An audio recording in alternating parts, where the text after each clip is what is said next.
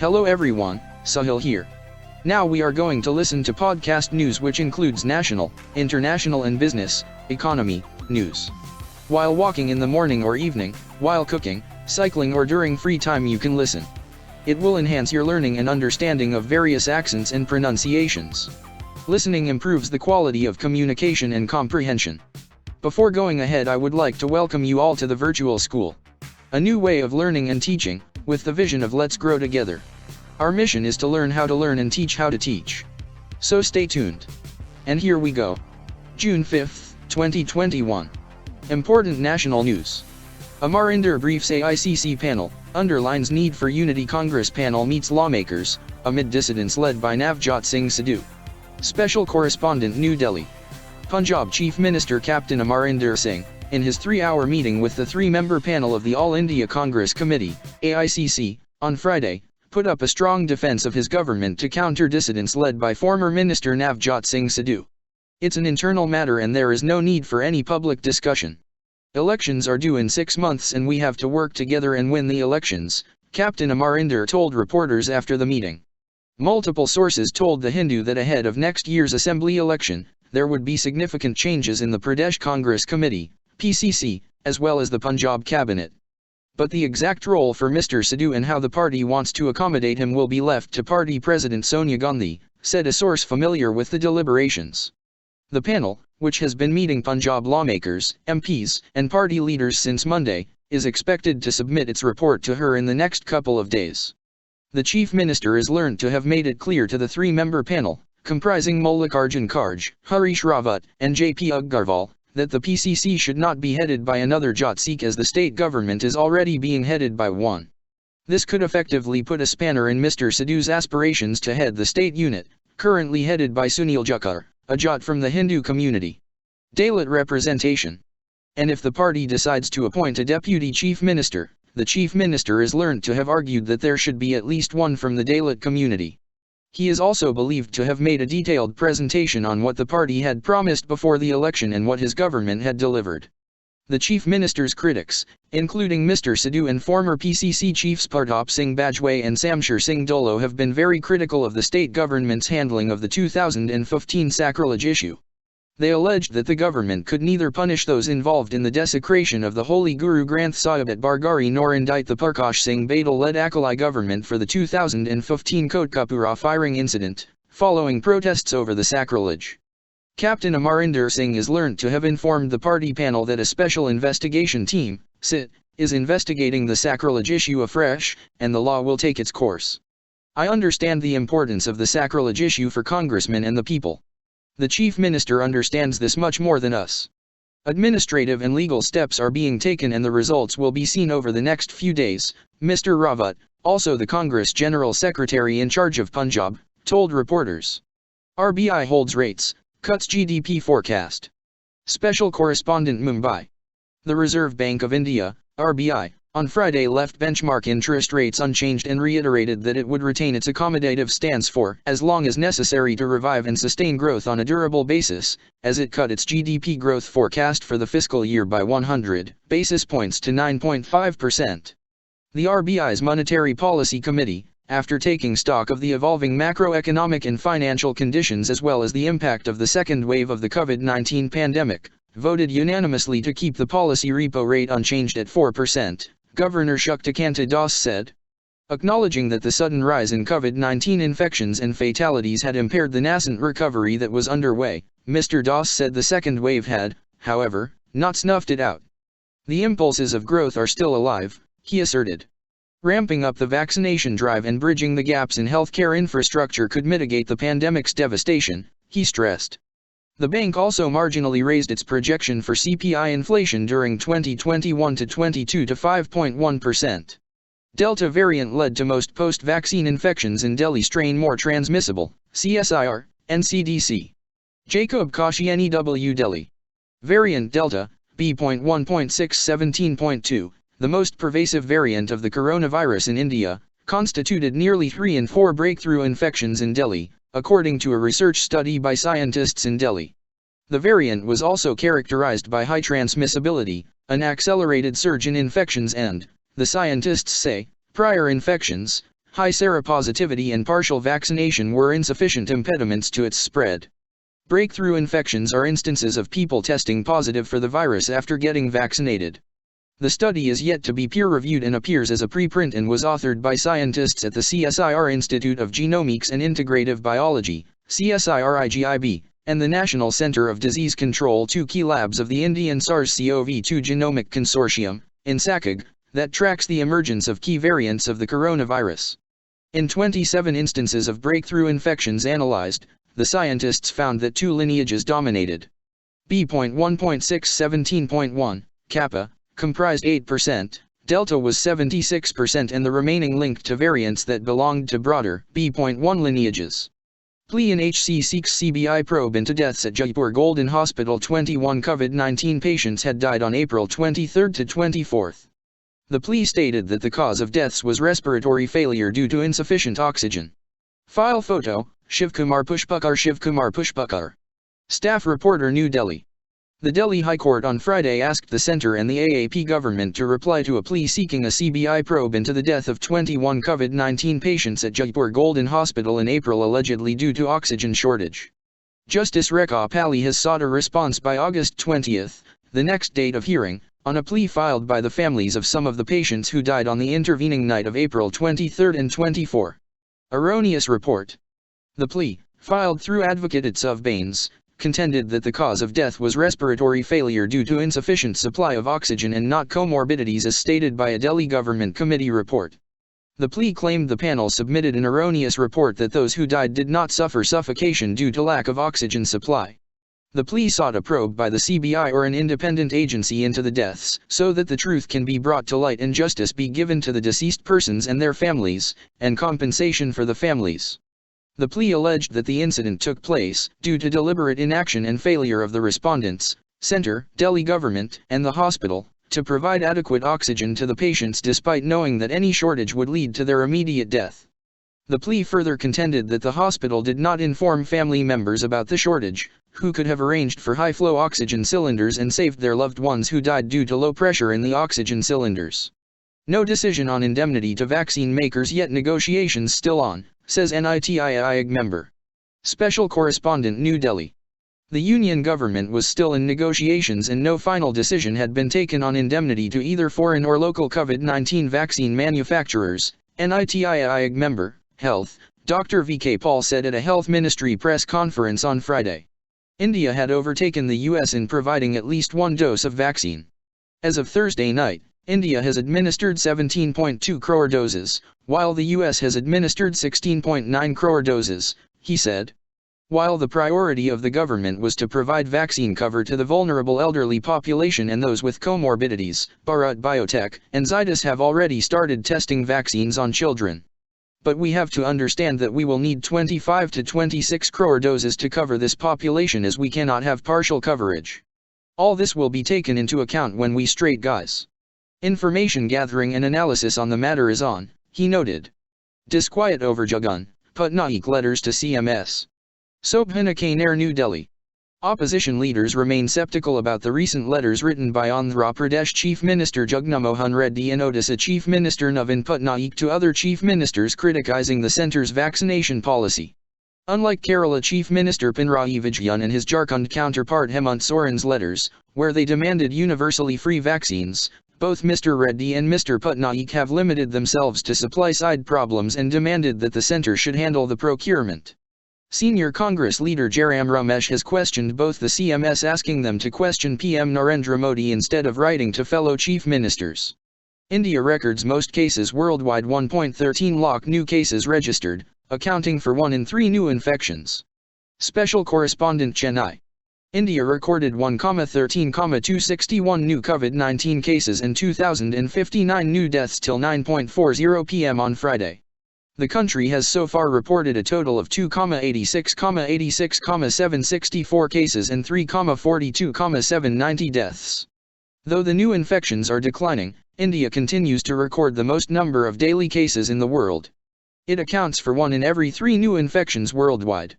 The country continues to record the most number of average daily deaths in the world. It accounts for 1 in every 3 new deaths worldwide. Tamil Nadu reported 22,651 new infections, followed by Kerala, 16,229, and Karnataka, 16,068. Tamil Nadu recorded 463 new casualties on the day, followed by Karnataka, 364, and Maharashtra, 289. The figures do not include cases and deaths from Chhattisgarh, Bihar, Punjab, Jharkhand, Uttarakhand, Manipur, Arunachal Pradesh, Andaman and Nicobar Islands and Ladakh. The data are sourced from the respective states' health bulletins. Around 20.75 lakh samples were tested in the country on Thursday, the results for which were made available on Friday. India's average daily test positivity rate, positive cases identified for every 100 tests, continues to decline. It was 5.5% on June 3 compared to 10.4% recorded a week earlier. About 28.75 lakh vaccine doses were administered in the country in the 24 hours ending 7 a.m. on Friday, which is 4.5 lakh doses higher than what was recorded in the previous 24 hours. However, it is 45,000 fewer doses than what was recorded during the same period a week ago. The 7-day rolling average of daily vaccination in India stood at 26.26 lakh on June 3, more than the 18.09 lakh recorded a month ago. Evaluation method report within 10 days, CBSE. Special Correspondent, New Delhi. The Central Board of Secondary Education, CBSE, has set up a 12-member committee to decide on assessing Class 12 students in the wake of cancellation of the board examinations. The panel would submit a report within 10 days, a notification issued by the board on Friday said.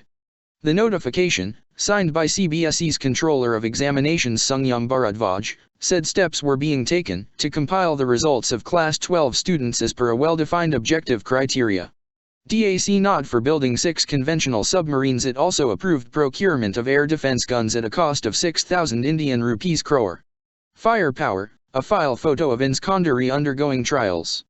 As per the Navy's requirements, the submarines should be able to fire land attack cruise missiles. Special arrangement. Dinkar Parry, New Delhi.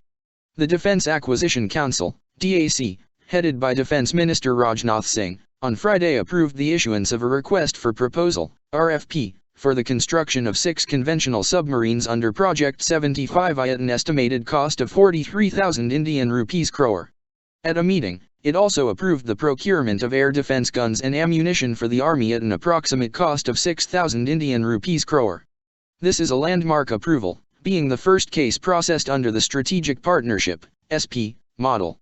This would be one of the largest Make in India projects, and it will create a tiered industrial ecosystem for submarine construction in India, Mr. Singh said on Twitter on the submarine deal. With this approval, India would be enabled to achieve its 30-year submarine construction program envisioned by the government to acquire national competence in their building and for Indian industry to independently design and construct them, he noted.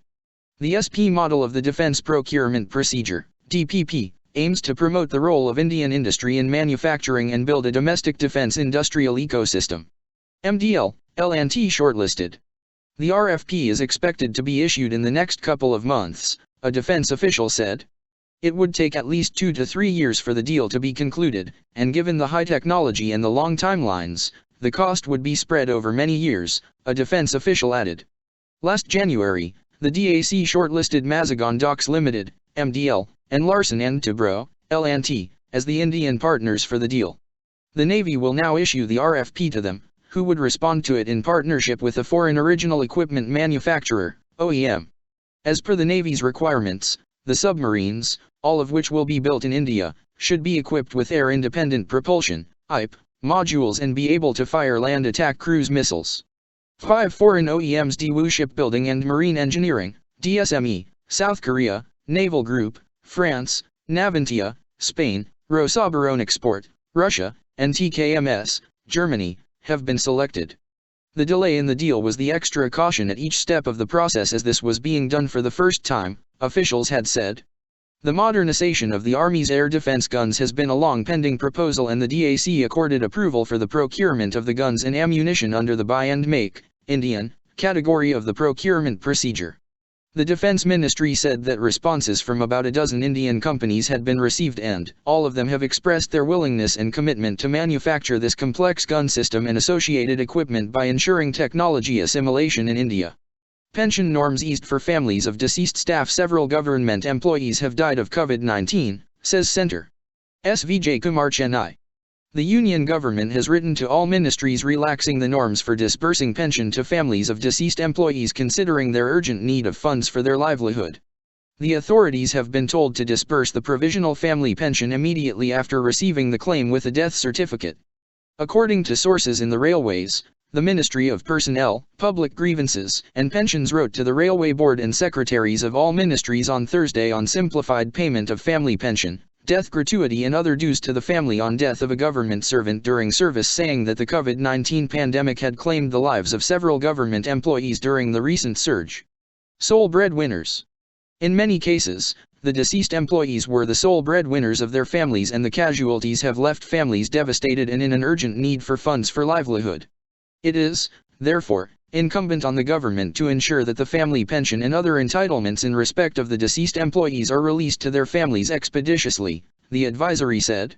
Family pension. Stating that the completion of the process for sanction of family pension and its disbursement through the bank could take some time, the department cited provisions under Rule 80A of the Central Civil Service Pension Rules, 1972, that provided for payment of provisional family pension and also provisional death gratuity, pending issue of the Pension Payment Order, PPO. The advisory urged all ministries to strictly comply with an earlier order calling for sanction of provisional family pension by the head of office immediately on receipt of a claim for family pension and death certificate from the eligible family member, without waiting for forwarding of the family pension case to Pay and Accounts Office, PAO. Rule 80A provides for payment of provisional death gratuity by the head of office once the family pension/death gratuity case has been forwarded to the PAO. Regular pension. Simultaneously, action may be taken on priority basis for disbursement of regular family pension through the bank and for payment of other entitlements of the family on death of the government servant. It may be ensured that the PPO for family pension is issued and disbursement of regular family pension is commenced by the bank not later than 1 month after the receipt of the claim for family pension, the communication said. Ready reckoners. To facilitate expeditious disbursement of all the entitlements of the family on death of a government servant, 2 separate ready reckoners were sent to all ministries to calculate the pension and other terminal benefits for employees under the old pension scheme and the national pension system, the sources added. Right ecosystem needed to nurture entrepreneurs' innovation key, say experts at webinar. Special correspondent Chennai. The Hindustan Institute of Technology and Science, along with the Hindu Group, is hosting a 5-part webinar series on career guidance for students of classes 10, 11, and 12 this month. The first session was held on engineering innovation, product development, and Start UPS. Yajula Maduri, Vice Chancellor, Mahindra University, Hyderabad, laid emphasis on the need to establish the right ecosystem to nudge students towards innovation and entrepreneurship, which traditional engineering education has failed to do. We need an ecosystem where students can engage with corporates, Start UPS, industry experts, partners, investors, accelerators, etc. Without this, the incubation and entrepreneurship innovation model will collapse, he said, drawing on the examples of Stanford University and IIT Madras where entrepreneurship and technical education go hand in hand. Product development. SN Sridhara, Vice Chancellor, Hindustan Institute of Technology, elaborated on the process of product development from idea generation, testing, user feedback, and IPR protection to production and marketing. He noted that it was equally important for aspiring entrepreneurs to be aware of the various platforms for incubation, the business components, and financial and legal aspects. Students can start by undertaking professional courses, participating in hackathons, ideating, building teams and getting help from technology business incubators. Bringing in the practitioner's perspective, Rajneesh Mittal, Head of Technology and Content, Unext Learning, spoke of the Industry 4.0 ecosystem and Indian Start UPS thriving in it by enabling specific technological changes in the existing systems. He also explained the difference between education and learning. Education is extrinsic, passive and curriculum-led. Learning is intrinsic, active, and curiosity-led. While a well-defined curriculum paves the way for greater learning outcome, when the 2 facets of education and learning work together, it can lead to solving some of the world's greatest problems. The session, moderated by R. Sujata, Deputy Editor, Reporting, The Hindu, concluded with speakers taking questions from the audience. View it at http://bit.ly/hitsdhyt1.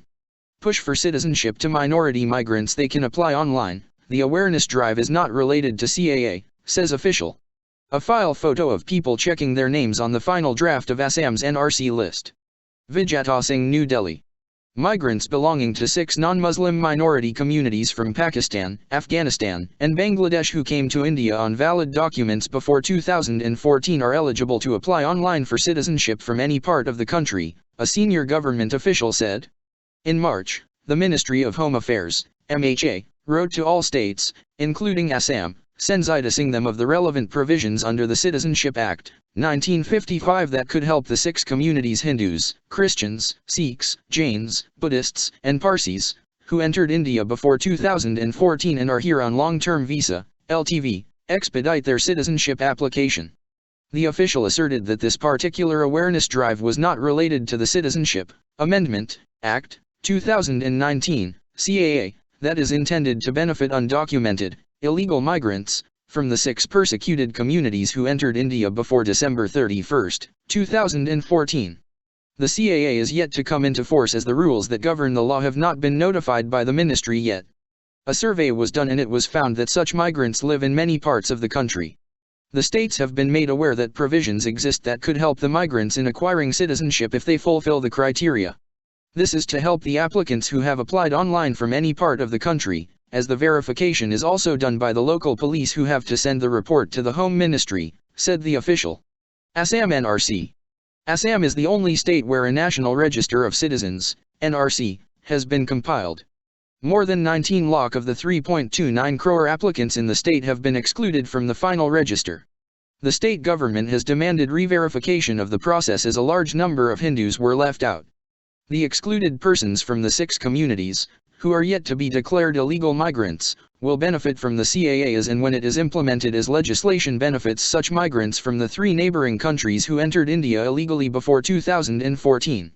A day ago, leader of the opposition in the Assam Assembly Debabrata Saikia said in a statement that just before the assembly elections, the state government, on March 19, citing a letter from the centre, instructed deputy commissioners, superintendents of police, foreigners registration officers, to disseminate information regarding grant of citizenship to migrants from Bangladesh, Pakistan, and Afghanistan who hold long-term visas. Mr. Saikia alleged that since the CAA was introduced for migrants from these 3 specific countries, there was reason to suspect that the state government's latest instruction was nothing but a ploy to implement the act in a roundabout way. On May 28, the MHA empowered 13 more district collectors in Gujarat, Chhattisgarh, Rajasthan, Haryana, and Punjab to grant citizenship certificates to applicants belonging to the 6 communities under Section 5, Registration, and Section 6, Naturalization, of the Citizenship Act, 1955. Earlier in 2016, 16 collectors were granted such powers that was extended again in 2018. Citizenship is a home ministry subject but it can delegate powers to states for specific objective. Though the precise number of such migrants who availed the LTV and are eligible for citizenship is not known, officials estimate the number to be around 2 lakh. U.S. vaccine gift may not be substantial. 2-3 million doses expected. Center welcomes lifting of restrictions on vaccine ingredient exports. Vital vials, as more raw materials come in. The SII aims to ramp up production capacity to 10 crore doses a month. AP. Suhasini Haidar, New Delhi. The government on Friday welcomed the U.S. decision to lift restrictions under its Defense Production Act on the export of vaccine ingredients to AstraZeneca vaccine manufacturers worldwide, which would help the Serum Institute of India produce more doses. However, Washington's announcement of gifting India and dozens of other countries with a first tranche of 25 million doses of assorted American vaccines could run into regulatory delays, as issues of indemnity and authorization have not been resolved at present. Indian diplomacy is focused on securing the vaccine supply chain, said External Affairs Minister S. Jaishankar, who had raised the issue of easing U.S. exports of vaccine ingredients and components to India during his visit to Washington last week. On Thursday, the U.S. White House announced that it was relaxing export restrictions for U.S. companies to supply manufacturers of AstraZeneca, Novavax, and Sanofi vaccines. This policy change will hopefully increase the supply of raw materials globally and to India, boosting our vaccine production capacity and strengthening our united fight against this pandemic, tweeted SII CEO Adar Poonawalla, thanking Mr. Jaishankar and US President Joseph Biden for the move. While the government said the U.S. decision on vaccine ingredients was a big relief, officials questioned whether the U.S. government's other big announcement of plans to gift 25 million doses of Pfizer, Moderna, and Johnson & Johnson vaccines would have a major impact, as it is not expected to be a substantial number. According to the White House fact sheet on regional distribution, India is one of 16 Asian countries that will receive a total of 7,070,000 vaccines, and also part of a grouping of another 13 high-priority countries that would receive a total of 6 million vaccines. Supply of doses. As a result, India's dose will not be more than about 2 to 3 million doses in total, estimated one government official, pointing out that India is vaccinating about 2.8 million people a day at present. It is also unclear how quickly these vaccines could be distributed in India, given procedures and approvals required. In a notification on June 1, the government amended its previous order of April 15, further easing the emergency use authorization (EUA) trial and testing requirements for all vaccines that have received clearances from the US FDA, WHO, United Kingdom, Japan and Europe. However, the 3 American companies will still need to apply for and be granted the authorization. At present, India has granted EUA only for Covishield, Covaxin and Russian-developed Sputnik, and according to a press note by National Expert Group on Vaccine Administration for COVID-19, NEGVAC, Chairman Dr. Vinod Paul last week, no application of any foreign manufacturer for approval is pending with the drugs controller. Meanwhile, the issues over granting indemnities or a waiver of liabilities in case of adverse effects of the vaccines have not yet been resolved between the government and U.S. manufacturers. According to Maya sources, the government expects that Washington will help in ensuring that the vaccines being gifted will adhere to local regulations on indemnity. The government also hopes that the U.S. will redouble efforts to disperse the bigger tranche of 60 million AstraZeneca vaccines at the earliest, as these have the approvals needed. Serum Institute gets DCGI's nod to produce Sputnik V. The output will be analyzed at the Hadasar facility in Pune. The SII will have to submit several documents before manufacturing Sputnik V. Press Trust of India, New Delhi. The DCGI has granted permission to the Serum Institute of India, SII, to manufacture the Sputnik COVID-19 vaccine in India for examination, test, and analysis with certain conditions, official sources said on Friday. The Pune-based firm has collaborated with Gamaleya Research Institute of Epidemiology and Microbiology, Moscow in Russia for developing Sputnik V at its licensed Hadasar facility.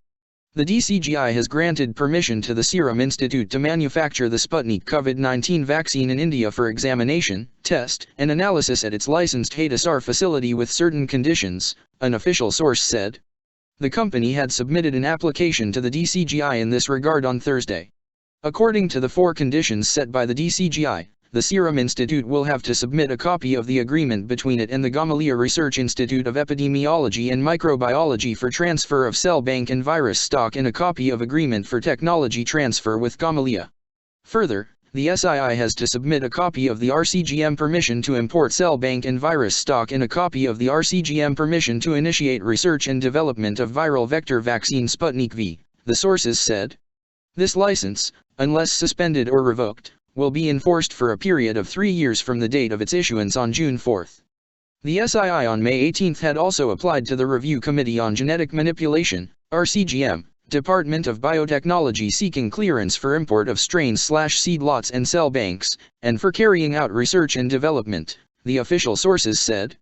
The RCGM has raised some queries over SII's application and has sought a copy of material transfer agreement between the Pune-based firm and the Gamaleya Research Institute of Epidemiology and Microbiology. Dr. Reddy's Laboratories is currently supplying Sputnik V in India. The SII plans to seek restricted emergency use permission of the vaccine in India. CBSE panel to give report on evaluation method in 10 days. 12-member committee will decide on assessment criteria. The CBSE has cancelled the Class 12 final exams. Special Correspondent, New Delhi. The Central Board of Secondary Education, CBSE, has set up a 12-member committee to decide on assessing Class 12 students in the wake of cancellation of the board examinations. The panel would submit a report within 10 days, a notification issued by the board on Friday said. The notification, signed by CBSE's Controller of Examinations Sungyam Bharadwaj, said steps were being taken to compile the results of Class 12 students as per a well-defined objective criteria in a time-bound manner. The panel includes Dr. Bharadwaj himself. Vipin Kumar, Joint Secretary from the Education Ministry's Department of School Education, will be part of the panel, along with the Kendriya Vidyalaya Sangathan and the Navodaya Vidyalaya Samiti. As Delhi government schools are all affiliated to the CBSE, a representative from the state government's Directorate of Education will be a part of the panel, along with a representative from the Chandigarh administration. 2 members will represent the CBSE schools, while a representative from the University Grants Commission will provide the perspective of higher education institutions that use the Class 12 results for admission processes. The National Council for Educational Research and Training will also have a representative on the panel. The board exams were cancelled due to the COVID-19 pandemic. The CBSE is considering several proposals for alternative assessment, including using internal assessment and practical exam marks, as well as using students' performance from Class 9 onwards. Expedite process of filling up judicial vacancies, CJI tells CJSE moots virtual hearing facility in every courtroom. Crucial meet, Chief Justice of India N.V. Ramana interacting with Chief Justices of the High Courts. Special arrangement. Krishnadas Rajagopal, New Delhi. The Chief Justice of India, N.V. Ramana, asked the Chief Justices of High Courts to ensure that recommendations for judicial appointments to the High Courts reflect the social diversity of the country. Chief Justice Ramana said this during his first ever live and direct interaction with High Court Chief Justices. The discussion spanned 2 days and 4 sessions. The CJI also placed before the Chief Justices of High Courts the representations made by various bar bodies to include lawyers primarily practicing in the Supreme Court in the zone of consideration while recommending the names of judges for their high courts.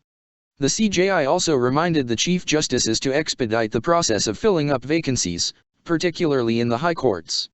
This was a follow-up to the letter the CJI had written to the CJS of High Courts in the first week of May. During the interaction, the Chief Justice of Madras HC told the CJI about the vaccine hesitancy seen in some areas of the state. The Chief Justice of the Madras High Court, however, conveyed his satisfaction with the cooperation given by the Tamil Nadu government in the vaccination drive. The session also saw the CJI convey to the Chief Justices his vision to draw from the experience of the pandemic and build modern, self-contained courts with a permanent facility to hold virtual hearings in every courtroom. He reiterated his wish to create a national judicial infrastructure corporation and take forward a nation plan for judicial infrastructure. The High Court Chief Justices also flagged the apparent digital divide seen in rural and tribal areas. They said the lack of digital connectivity had impacted judicial functioning. A proposal for mobile video conferencing vans was discussed. Chief Justice Ramana assured the High Courts that the Supreme Court would take up with the Centre the highlighted issues regarding sufficient vaccine supply, connectivity, and court infrastructure. Twitter storm seeks chapter on the Northeast insert books YouTubers remark triggers online stir. Paras Singh. Special Correspondent Guwahati. A Punjab-based YouTuber's racial slur against an Arunachal Pradesh MLA fueled a No Northeast campaign via a 2-hour Twitter storm on Friday. Students, academics, professionals, politicians, and activists across the 8 northeastern states Arunachal Pradesh, Assam, Manipur, Meghalaya, Mizoram, Nagaland, Sikkim and Tripura bombarded the microblogging site with hashtag #ACaptor4NE and hashtag Northeast Matters campaigns from 6 p.m. to 8 p.m. The campaign tagging was aimed at pushing the National Council of Educational Research and Training, NCERT, to include a comprehensive chapter on the Northeast. More than 25 students' organizations across the region lent their support to the campaign. Assam-based student Mayur Jyoti Kaushik, who is behind the campaign, said the region deserved a chapter in NCERT textbooks as a primer for students elsewhere in the country to know basic geography, history, ethnicity, culture, and the lifestyle of the people of the northeastern states.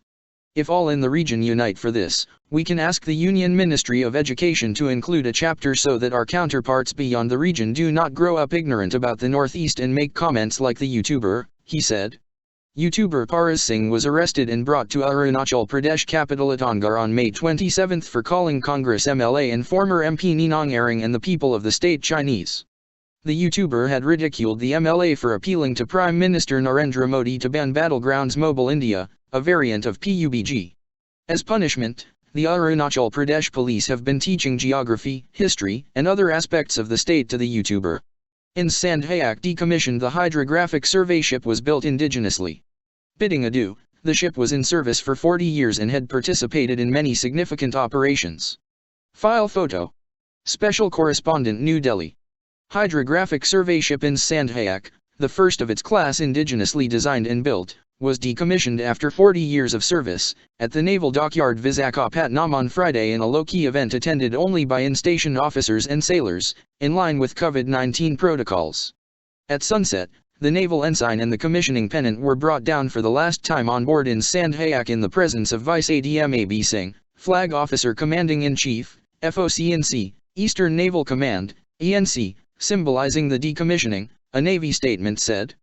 The ship was conceptualized by the then Chief Hydrographer to the Government of India, Rear Admiral F.L. Fraser, who had a strong desire for indigenously designed and built hydrographic survey vessels in India, the Navy said. The design was finalized by Naval Headquarters and the construction began at Garden Reach Shipbuilders Limited, GRSE, Kolkata, then Calcutta, by laying the keel in 1978. The ship was commissioned into the Navy on February 26, 1981, by Vice Admiral M.K. Roy, then FOC&C, ENC. Since commissioning, the ship has been the alma mater, nurturing the hydrographers of the Navy and laying the foundation for a complete hydrographic coverage of the peninsular waters, the Navy said. Also, the success of her design paved the way for all the survey ships in various modifications till recently, it stated. It said the ship had undertaken approximately 200 major hydrographic surveys and numerous minor surveys in both the east and west coasts of the country, the Andaman Seas and neighboring countries too. The ship has also been an active participant in many significant operations such as Op Pavan, assisting the Indian peacekeeping force in Sri Lanka in 1987, Op Sarang, and Op Rainbow, rendering humanitarian assistance post-2004 tsunami, and participated in the maiden joint Indo-US HADR exercise Tiger Triumph. Thank you. International news. Hong Kong seals off Tiananmen Vigil site, police arrest vigil organizer, hundreds gather to commemorate the victims of China's 1989 crackdown. Tight control, police holding up a warning banner as they disperse people from Victoria Park in Hong Kong. Getty Images, Anthony Kwan. Associated Press, Hong Kong. Hundreds of people gathered near a Hong Kong park on Friday despite a ban on an annual candlelight vigil remembering China's deadly crackdown in Beijing's Tiananmen Square, and the arrest earlier in the day of an organizer of previous vigils. Hong Kong police banned the vigil for a second straight year, citing COVID-19 social distancing restrictions, although there have been no local cases in the city for more than 6 weeks. Police closed off large parts of Victoria Park, the venue of past vigils, and warned people not to participate in unauthorized assemblies, which carry a penalty of up to 5 years in jail. Despite the ban and a heavy police presence, hundreds of people still turned up on Friday night to walk along the perimeter of the park. At 8 p.m., many turned on the flashlights on their smartphones while others lit candles in remembrance of those who lost their lives when China's military put down student-led pro-democracy protests at Tiananmen Square on June 4, 1989. Hundreds, if not thousands, were killed in the crackdown. Fear of reprisals. In past years, tens of thousands of people have gathered in Victoria Park to honor the dead. Last year, thousands attended despite the ban to light candles and sing songs. Police later arrested over 20 activists. Wang, who joined the hundreds near the park on Friday, said the Tiananmen Square crackdown is a memory shared by Hong Kongers, and he wanted to commemorate the students and citizens who were killed by the People's Liberation Army. China's ruling Communist Party has never allowed public events on the mainland to mark the anniversary, and security was increased at the Beijing Square, with police checking pedestrians' IDs as tour buses shuttled Chinese tourists in and out. Chinese officials say the country's rapid economic development in the years since what they call the political turmoil of 1989 proves that decisions made at the time were correct. Earlier on Friday, police arrested Chow Hang-toon, a vice chair of the Hong Kong Alliance which organized Hong Kong's annual candlelight vigil, the group said. After the ban was issued, Ms. Chow urged people to commemorate the event privately by lighting a candle wherever they are. "I'm already being persecuted for participating and inciting last year's candlelight vigil," she said. "If I continue my activism in pushing for democracy in Hong Kong and China, surely they will come after me at some point, so it's sort of expected." At the University of Hong Kong, students took part in an annual washing of the Pillar of Shame sculpture, which was erected to remember the victims of the Tiananmen crackdown. "In cleaning the Pillar of Shame, we shall learn how our predecessors defended the freedom of expression before, and we shall not easily give up," said Charles Kwok, the president of the Students' Union. 17 cases of use of chemical weapons by Syria, OPCW. Associated Press, New York. The head of the International Chemical Weapons Watchdog told the UN Security Council that its experts have investigated 77 allegations against Syria, and concluded that in 17 cases chemical weapons were likely or definitely used. Fernando Arias called it a disturbing reality that 8 years after Syria joined the Chemical Weapons Convention, which bans the production or use of such weapons, many questions remain about its initial declaration of its weapons, stockpiles, and precursors and its ongoing program. He said on Thursday that the Organization for the Prohibition of Chemical Weapons, OPCW, will be taking up a new issue at its next consultations with Syria, the presence of a new chemical weapons agent found in samples collected in large storage containers in September 2020. Plea in Sri Lanka SC on cargo ship fire impact, petitioners seek a probe into incident. Mira Srinivasan, Colombo. Environmentalists and fisher groups in Sri Lanka on Friday petitioned the Supreme Court seeking a probe into how a container ship bearing dangerous chemicals and plastic material that burned off the coast releasing massive debris was allowed into the island nation's territorial waters. Their fundamental rights petition follows a nearly 2-week-long battle by the Sri Lankan Navy, with Dutch salvage experts and the Indian Coast Guard, to douse the flames on board the Singapore-registered vessel, MV Express Pearl, that was anchored about 9.5 nautical miles off the Colombo port. After the fire was extinguished on Tuesday, the vessel has been slowly sinking into the Indian Ocean, off the Sri Lankan coast, heightening fears of a possible oil spill that authorities said they were preparing to handle. Meanwhile, the prolonged fire on the vessel led to large deposits of plastic pellets along the island nation's coastline, where several marine organisms were also found dead. Experts have termed the development the country's worst ecological disaster. Over the next 2 weeks, authorities will study the impact of the incident on Sri Lanka's coastline, biodiversity and marine organisms, an official said. We will be assessing the damage along 125 kilometers of our coastline that appears to be impacted by this incident, A.H. Gamini, a director with the Coast Conservation and Coastal Resource Management Department told The Hindu. According to the petitioners, including the Colombo-based non-profit Center for Environmental Justice, and activists and trade union leaders from the fisheries sector, apart from the 325 tons of bunker oil, the vessel was loaded with 1,486 containers carrying chemicals, including 25 tons of hazardous nitric acid, caustic soda, sodium methylate, bright yellow sulfur, urea, and cosmetics. Acid leak. Citing media statements made by the shipping company, the petitioners said, poor packaging likely led to an acid leak, and on detecting the leak, the ship's captain had contacted 2 ports, Hajira, Gujarat on the west coast of India and Hamad in Qatar, requesting to offload the leaking containers. The requests were denied, and the ship made its way to Sri Lanka, they said, asking who cleared the vessel's entry into Sri Lankan waters, and if permission was given despite knowledge of the gravity of the risk. The Singapore-registered MV Express Pearl is almost brand new, made in China, and commissioned in February, AFP reported. It was en route to Singapore from Hajira port in Gujarat, officials said. Shipping company Express Feeders' CEO Shmuel Yaskavitz has apologized to Sri Lanka. I would like to express my deep regrets and apologies to the Sri Lankan people for the harm this incident has caused to the livelihood and to the environment of Sri Lanka, he said in a media interview. Amid U.S. withdrawal, Beijing seeks closer Afghan ties. Wang Yi says China, Afghanistan, and Pakistan need to strengthen cooperation for the sake of the region. Associated Press, Beijing. China is urging closer security and economic cooperation with Afghanistan in an apparent effort to bolster its influence in the region as the U.S. and its allies prepare to withdraw their forces from the country. The official Xinhua news agency reported that foreign ministers from China, Afghanistan, and Pakistan met via video conference on Thursday and agreed that the withdrawal of foreign troops from Afghanistan should be carried out in a responsible and orderly manner to prevent the deterioration of the security situation in Afghanistan and the return of terrorist forces. It quoted Chinese Foreign Minister Wang Yi as saying the 3 countries needed to strengthen communication and cooperation for the sake of Afghanistan's interests and those of neighboring countries. The security and stability of Afghanistan and the region are facing new challenges, with foreign troops withdrawal from Afghanistan accelerated, the peace and reconciliation process in Afghanistan impacted, and armed conflicts and terrorist activities becoming more frequent, Mr. Wang was quoted as saying. Xinjiang security. China has long resented the presence of U.S. and allied forces in Afghanistan, but is equally wary of the country becoming a haven for insurgents that could threaten security in its Xinjiang region that shares a narrow border with Afghanistan.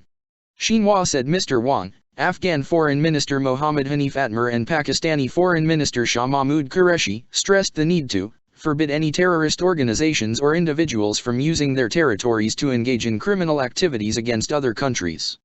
The U.S. is withdrawing the last of its 2,500 to 3,500 troops by September 11. Pfizer jab produces less antibodies against Delta. Press Trust of India, London. People fully vaccinated with the Pfizer-BioNTech vaccine are likely to have more than 5 times lower levels of neutralizing antibodies against the Delta variant, first identified in India, compared to the original strain, according to research published in the Lancet journal. The study also shows that levels of these antibodies that are able to recognize and fight the virus are lower with increasing age, and that levels decline over time, providing additional evidence in support of plans to deliver a booster dose to vulnerable people. The study analyzed antibodies in the blood of 250 healthy people. UK regulator approves Pfizer vaccine for 12 to 15-year-olds. Press Trust of India, London. The UK's medicines regulator on Friday approved the Pfizer/BioNTech coronavirus vaccine for 12 to 15-year-olds, saying it is safe and effective in this age group and the benefits outweigh any risks. Until now, COVID-19 vaccines being administered in the UK have been approved for adults aged 16 and over. The Medicines and Healthcare Products Regulatory Agency, MHRA, said the decision followed a rigorous review of safety and effectiveness in the lower age groups, and its conclusion is that the benefits of the vaccine far outweigh any risks. We have carefully reviewed clinical trial data in children aged 12 to 15 years and have concluded that the Pfizer/BioNTech COVID-19 vaccine is safe and effective in this age group and that the benefits of this vaccine outweigh any risk, said Dr. June Rain, MHRA Chief Executive. Safety strategy. We have in place a comprehensive safety surveillance strategy for monitoring the safety of all UK-approved COVID-19 vaccines, and this surveillance will include the 12 to 15-year age group. No extension to an authorization would be approved unless the expected standards of safety, quality, and effectiveness have been met, she said. It will now be for the Joint Committee on Vaccination and Immunization, JCVI, to advise on whether this age group will be vaccinated as part of the deployment program, the MHRA said. The regulator said no new side effects were identified and the safety data in children was comparable with that seen in young adults. As in young adults, the majority of adverse events were mild to moderate and relating to reactogenicity, such as a sore arm or tiredness. A Department of Health and Social Care spokesperson said the next step was for the JCVI to advise whether routine vaccination should be offered to those aged 12 to 17.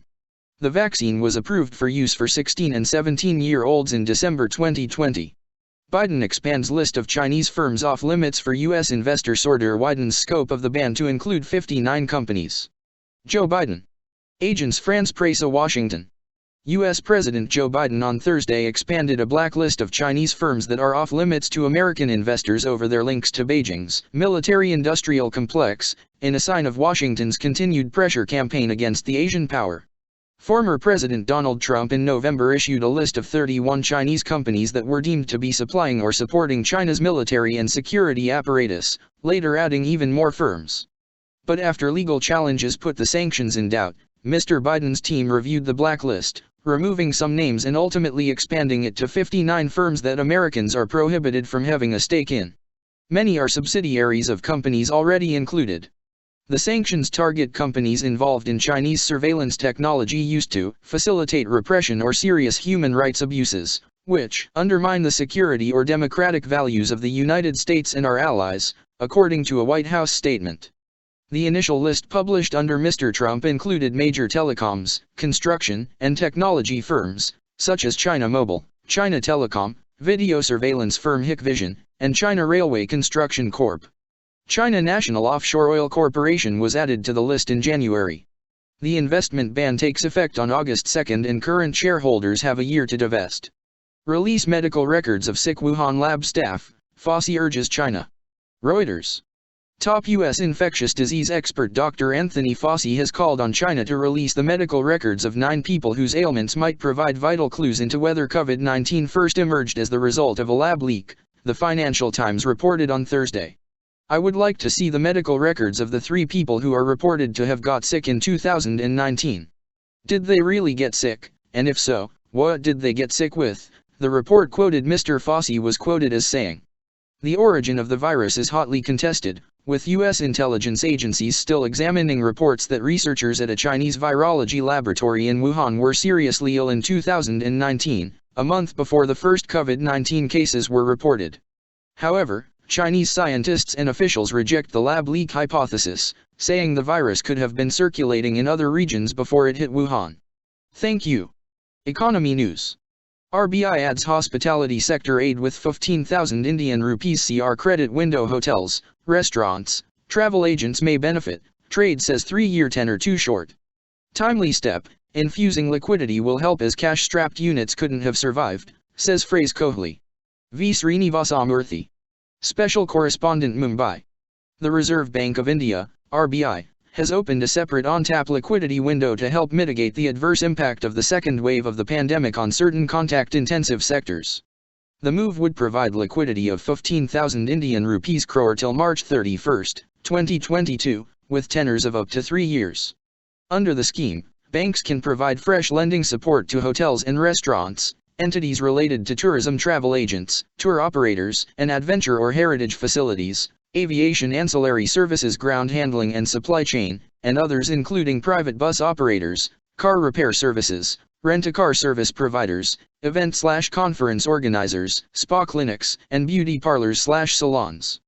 Banks will be permitted to park their surplus liquidity up to the size of the loan book created under this scheme with the RBI at a rate which is 40 basis points, BPS, higher than the reverse repo rate. The hospitality sector welcomed the decision. This is the first significant sign indicating that the government has taken note of the severe effect that the pandemic has had on the hospitality industry and the huge economic impact it will have on the sector as well as the nation. Federation of Hotel and Restaurant Associations of India, FRAI, Vice President Gurbakshish Singh Kohli said. Infusing liquidity would provide support to cash-strapped businesses without which the industry couldn't have survived, he added. However, the tenure should be for at least 5 years as a duration of 3 years would not be sufficient to recover from the turbulence the industry faces, he stressed. U.S. job growth picks up pace. May unemployment rate falls to 5.8% as pandemic eases. Reuters Washington. U.S. employers boosted hiring in May as the easing pandemic, helped by vaccinations, pulled more people back into the labor force, offering assurance that the economy's recovery from the COVID-19 recession remained on track. Non-farm payrolls increased by 5.59 lakh jobs last month, the Labor Department said in its closely watched employment report on Friday.